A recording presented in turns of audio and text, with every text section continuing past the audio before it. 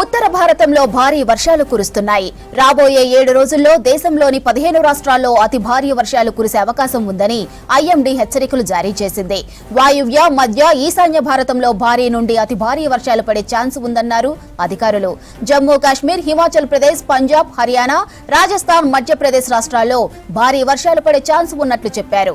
Maharashtra, Jharkhand, west Bengal, Odisha, Vidarbha, Chhattisgarh లోని కొన్ని ప్రాంతాల్లో భారీ వర్షాలు కురుస్తాయని అంచనా వేసింది వాతావరణ శాఖ. మరోవైపు ఈ నెల 11 వరకు ఉత్తరాఖండ్ లో భారీ వర్షాలు కురుస్తాయని తెలిపింది ఐఎండీ. ఉత్తర భారతంలో భారీ వర్షాలు కురుస్తున్నాయి. రాబోయే 7 రోజుల్లో దేశంలోని 15 రాష్ట్రాల్లో అతి భారీ వర్షాలు కురిసే అవకాశం ఉందని ఐఎండీ హెచ్చరికలు జారీ చేసింది.